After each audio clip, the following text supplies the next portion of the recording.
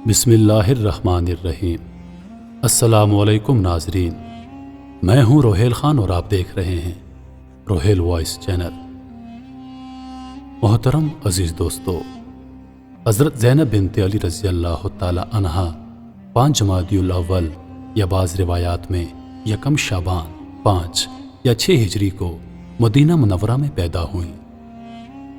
آپ کے والد گرامی شیر خدا حضرت علی ابن ابی طالب رضی اللہ تعالی عنہ اور مادر گرامی خاتون جنت حضرت فاطمۃ الزہرا رضی اللہ تعالی عنہا ہیں۔ پیدائش کے وقت رسالت مآب صلی اللہ علیہ وآلہ وسلم سفر میں تھے اور حضرت زہرا رضی اللہ تعالی عنہا نے امیر المومنین حضرت علی ابن ابی طالب رضی اللہ تعالی عنہ سے درخواست کی کہ بچی کا نام تجویز فرمائیے۔ حضرت علی رضی اللہ تعالی عنہ نے فرمایا، کیا کبھی ایسا ہوا ہے کہ میں نے رسول پاک صلی اللہ علیہ وآلہ وسلم سے سبقت حاصل کی ہو؟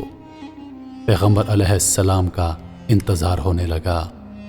رسول خدا صلی اللہ علیہ وآلہ وسلم کا ہمیشہ سے یہ معمول تھا کہ جب بھی کہیں جاتے تو اپنی بیٹی حضرت فاطمہ رضی اللہ تعالی عنہا کے دروازے پر سلام کر کے رخصت ہوتے، اور جب بھی کہیں سے واپس ہوتے تو سب سے پہلے خاتون جنت کے دروازے پر آ کر بآواز بلند سلام کرتے اور بیٹی سے ملاقات کے بعد کہیں اور چلے جاتے۔ نواسی کی ولادت کے بعد جیسے ہی سفر سے پلٹے، سب سے پہلے فاطمہ رضی اللہ تعالی عنہا کے گھر میں داخل ہوئے، اہل خانہ کو سلام کیا اور نومولود کی مبارکباد پیش کی۔ رسول اللہ صلی اللہ علیہ وآلہ وسلم کو دیکھ کر سب تعظیم کے لیے کھڑے ہو گئے۔ حضرت علی رضی اللہ تعالی عنہ نے بیٹی کو ماں کی آغوش سے لے کر نانا کی آغوش میں دے دیا۔ حضرت صلی اللہ علیہ وآلہ وسلم نے فرمایا، فاطمہ کی اولاد میری اولاد ہے، لیکن ان کے بارے میں اللہ فیصلہ کرتا ہے۔ چنانچہ جبریل امین علیہ السلام نازل ہوئے اور عرض گزار ہوئے کہ اللہ تعالیٰ نے درود و سلام بھیجا ہے اور فرمایا ہے کہ دختر کا نام زینب رکھ دیجئے۔ میں نے لوح محفوظ میں یہی نام رقم کر رکھا ہے۔ اس وقت رسول اللہ صلی اللہ علیہ وآلہ وسلم نے حضرت زینب رضی اللہ تعالی عنہا کو آغوش میں لیا، بوسہ دیا اور فرمایا، میری وصیت ہے کہ سب اس بیٹی کا احترام کرے، کیونکہ یہ خدیجۃ الکبریٰ رضی اللہ تعالی عنہا کے مانند ہیں۔ جس طرح دین و شریعت کے تحفظ، عروج اور پیغمبر اسلام صلی اللہ علیہ وآلہ وسلم کی حفاظت، پاسداری اور معاونت کے لیے ام المومنین حضرت خدیجۃ الکبریٰ رضی اللہ تعالی عنہا کی کوششیں بے مثال و لازوال تھیں، اسی طرح آپ کی نواسی کا صبر، استقامت، راہ خدا میں جذبہ ایثار، وفاداری اور بقائے دین و شریعت کے لیے عظیم ترین قربانیاں کائنات کے لیے مثال رہیں گی۔ جناب زینب رضی اللہ تعالی عنہا جہاں اہل بیت کی عظیم ترین فرد تھی، وہیں انہیں صحابیہ نبی صلی اللہ علیہ وآلہ وسلم کا شرف بھی حاصل تھا۔ آپ نے آغوش نبوت صلی اللہ علیہ وآلہ وسلم میں پرورش پائی، علم و عرفان کے سرچشموں سے سیراب ہوئی اور صبر و استقامت اور شجاعت کا درس حاصل کیا۔ آپ رضی اللہ تعالی عنہا وہ خاتون تھیں جنہیں کربلا کی تیز و تند ہوائیں، کوفے کے سیاہ بادل، شام کی سیاہ بجلیاں اور ان سب کی مجموعی قوت بھی نہ ہلا سکی اور نہ کوئی نقص پیدا کر سکی۔ کتاب عشق کے 2 باب ہیں، ایک کربلا اور دوسرا کوفہ و دمشق۔ کربلا کا باب حضرت امام حسین رضی اللہ تعالی عنہ نے لکھا اور کوفہ و دمشق کا باب المصائب سیدہ زینب رضی اللہ تعالی عنہا نے رقم کیا۔ آپ نے واقعہ کربلا میں کبھی علی کا رنگ بھرا اور کبھی حسین بن کر تسلیم و رضا کے نقوش کو ابھارا۔ آپ کے عزم و استقلال میں حسین رضی اللہ تعالی عنہ کے عزم و استقلال کی جھلک تھی۔ آپ نے کوفہ و شام کے دربار میں جابر اور دشمن حکمرانوں کا سامنا کیا۔ اپنی حق گوئی اور جدوجہد سے سیدہ زینب رضی اللہ تعالی عنہا نے اسلام کی تعلیمات کو بقا کی معراج پر پہنچایا۔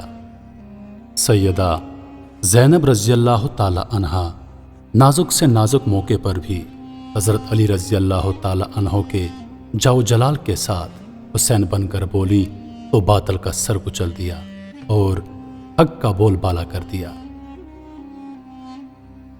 رسول خدا صلی اللہ علیہ وآلہ وسلم کی نواسی جناب زینب بنت علی رضی اللہ تعالی عنہا نے دربار یزید میں جو جرأت مندانہ خطبہ ارشاد فرمایا وہ تا قیامت ایک مثال ہے۔ آپ نے یزید کے سامنے یہ خطبہ ارشاد فرمایا، اے یزید، اگر آج تو ہماری مظلومیت پر خوش ہو رہا ہے اور اسے اپنے دل کی تسکین کا باعث سمجھ رہا ہے تو یاد رکھ کہ جب قیامت کے دن اپنی بدکاری کی سزا پائے گا تو اس کا برداشت کرنا تیرے بس سے باہر ہوگا۔ خدا عادل ہے اور وہ اپنے بندوں پر ظلم نہیں کرتا، اور ہم اپنی مظلومیت اپنے خدا کے سامنے پیش کرتے ہیں، اور ہر حال میں اس کی عنایات اور عدل و انصاف پر ہمارا بھروسہ ہے۔ اے یزید، تو جتنا چاہے مکروہ فریب کر لے، بھرپور کوشش کر کے دیکھ لے، مگر تمہیں معلوم ہونا چاہیے کہ تو ہماری یاد لوگوں کے دلوں میں سے مٹا نہیں سکتا، اور نہ ہی وہی الہی کے پاکیزہ آثار کو کبھی ختم کر سکتا ہے۔ تو یہ خیال بھی اپنے دل سے نکال دے کہ ظاہر سازی کے ذریعے تو ہماری شان و منزلت کو پالے گا۔ تو نے جس گھناؤنے جرم کا ارتکاب کیا ہے اس کا بدنما داغ اپنے دامن سے کبھی نہیں دھو سکتا۔ تیرا یہ نظریہ نہایت کمزور اور گھٹیا ہے۔ تیری حیات اقتدار میں گنتی کے چند دن باقی ہیں۔ تیرے سب ساتھی عنقریب تیرا ساتھ چھوڑ جائیں گے۔ تیرے پاس اس دن کے لیے حسرت اور پریشانی کے سوا کچھ بھی نہیں ہوگا جب منادی کرنے والا ندا کرے گا کہ ظالم اور ستمگر لوگوں کے لیے خدا کی لعنت ہے۔ بلا شبہ یہ جرأت اور دلیر والا خطبہ فاتح خیبر کی بیٹی ہی دے سکتی تھی۔ آج بھی تاریخ سیدہ زینب رضی اللہ تعالی عنہا جیسے عظیم کردار کی مثال پیش کرنے سے قاصر ہے۔ جاؤ جلال کا مالک حکمران اپنے ناپاک عزائم کے خلاف اٹھنے والی نواسۂ رسول صلی اللہ علیہ وآلہ وسلم حضرت امام حسین رضی اللہ تعالی عنہ کی آواز کو بظاہر خاموش کر کے یہ سمجھ بیٹھا تھا کہ اب اسے اسلامی نظریات اور مصطفی تعلیمات پر بگاڑ اور تخریب سے کوئی نہیں روک سکتا، لیکن زینبی تحریک نے نہ صرف حسینی تحریک کو زندہ اور جاوید رکھا بلکہ یزید کے ناپاک عزائم کو خاک میں ملا دیا۔ جناب زینب رضی اللہ تعالی عنہ کا عزم، حوصلہ، استقامت رہتی دنیا تک یادگار اور ضرب المثل رہے گا۔ آپ کی عظمت کو علامہ اقبال رحمۃ اللہ علیہ نے فارسی کے ان اشعار میں تحریر فرمایا ہے۔ حدیث عشق دو بابست کربلا و دمشق، حدیث عشق دو بابست کربلا و دمشق، یک حسین رقم کرد و دیگر زینب۔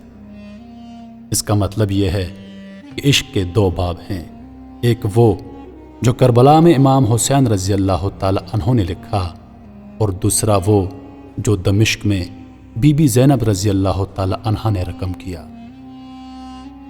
محترم عزیز دوستو، میں امید کرتا ہوں کہ ویڈیو آپ دوستوں کو پسند آئی ہوگی۔ ویڈیو پسند آ جائے تو لائک اور شیئر ضرور کر دیجیے گا، اور آنے والی ویڈیوز کے لیے ہمارے چینل کو سبسکرائب کر دیں اور ساتھ میں موجود بیل کے آئیکن کو دبا دیں تاکہ ہماری ہر نئی آنے والی ویڈیو سب سے پہلے آپ تک پہنچے۔ مجھے دیجیے اجازت، زندگی رہی تو اگلی بار ایک اور ویڈیو لے کر آپ کی خدمت میں حاضر ہوں گا۔ تب تک کے لیے خدا حافظ۔ اللہ پاک آپ سب کا حافظ و نگہبان۔ ہنستے رہیے اور ہمیشہ مسکراتے رہیے۔